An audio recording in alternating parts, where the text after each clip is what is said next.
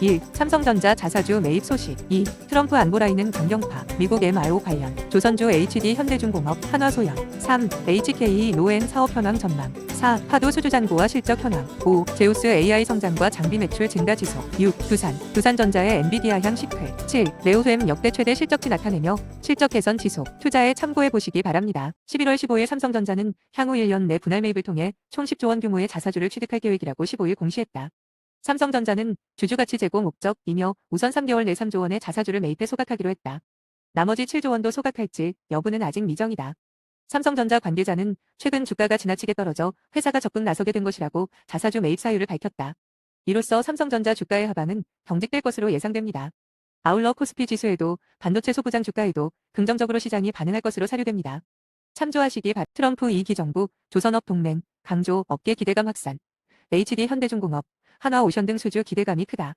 도널드 트럼프 미국 대통령 당선인이 국무장관과 국가안보보좌관으로 지명한 참모들이 미국의 쇠락한 해양 경쟁력 확보를 위해 한국 등 동맹국의 역량을 적극 활용해야 한다고 주장했다.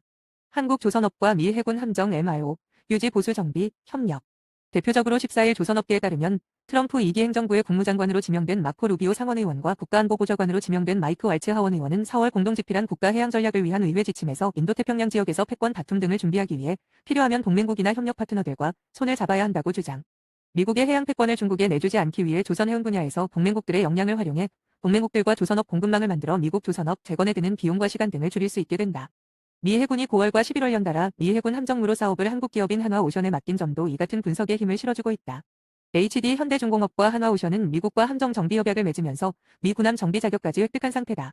HK, 루에는 위식도형 유질환 치료제 시장에서 피캡 전체 제품 시장 규모가 확대되고 있는 가운데 대웅제약, 제일약품 등 후발주자들이 잇따라 피캡 계열 치료제를 출시하며 국내 시장 경쟁이 치열해지고 있다.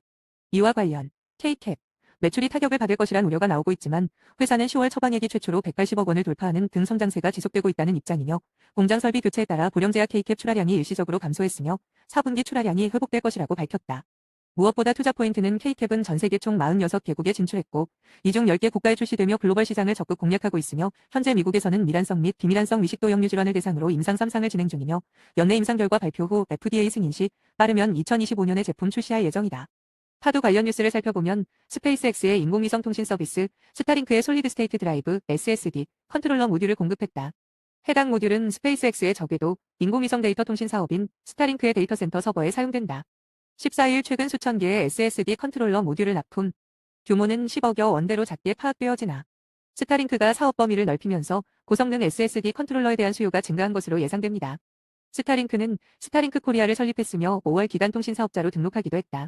내년 1월 국내 서비스를 개시할 예정이다. 앞서 스타링크는 2030년 전후로 1세대 위성 1만 2천 대와 2세대 위성 3만 대를 발사해 전 세계 어디서나 최대 1GBps에 달하는 초고속 인터넷 서비스 제공을 목표로 밝힌 바 있다. 파도 3분기까지 실적은 매출 100억 원, 영업손실 305억 원을 기록. 하지만 300억 원 이상 규모의 수주 잔고가 확보돼 있어 매출 성장이 지속될 것으로 전망된다. 납품 레퍼런스 통해 파도의 추가적인 매출도 기대해봅니다. 제우스는 14일 공시를 통해 2024년 3분기 실적을 공개했다. 3분기 누적 영업이익은 722.6% 폭발적으로 성장하며 역대 최대인 334억 원을 기록. 호실적 핵심 내용은 AVP, 첨단 패키징에 필요한 HBM 관련 반도체 장비 매출이 주로 견인. 해당 장비는 고부가가치 제품으로 수익성까지 큰 폭 개선하는 효과를 도출했으며 올해 4분기는 물론 내년까지 납품이 이어질 계획으로 이에 따라 지속해서 실적이 우상향할 것으로 기대된다.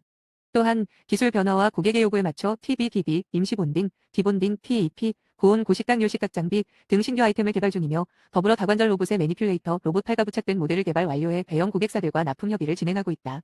동사의 주가는 24년 1분기에 기대감으로 상승 후 지속적으로 조정받아 오고 있어 관심을 가져볼 만한 종목입니다.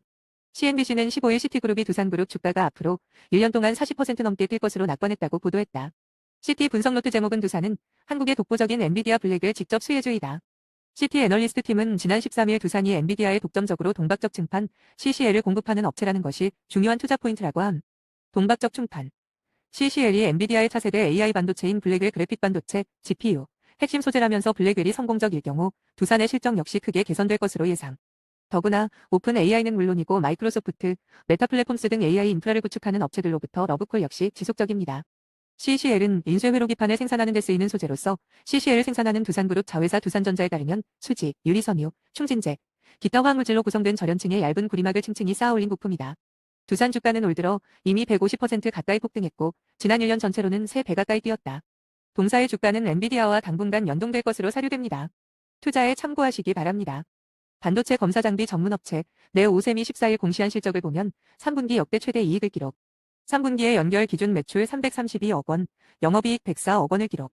전년 동기 대비 매출은 62.6%, 영업이익은 무려 1967% 증가했다. 전 분기 대비로는 매출이 233.7% 늘었고 이익 지표는 흑자 전환했다. 사업 현황은 1. 젠5 SSD 테스트 장비 판매 증가. 2. AI 서버 투자 확대에 따른 DDR5 DIMM 모듈 검사 장비 매출도 급증. 3. 일반 DDR5 D램의 시장 침투율이 증가하면서 관련 번인 테스터 매출도 큰 폭 증가. 4. CXL 2.0 메모리 검사 장비도 납품을 시작. 현재 CXL 관련 검사 장비를 공급하는 회사는 네소엠이 유일하다. 향후 전망도 우호적이다. 현재까지 젠5 SSD 테스터기를 양산할 수 있는 기업은 네소엠과 일본 아드반테스트 2개사밖에 없다. 최근 주가는 시장의 영향을 받고 있으나 기대해 볼 만하다. 참고하시기 바랍니다.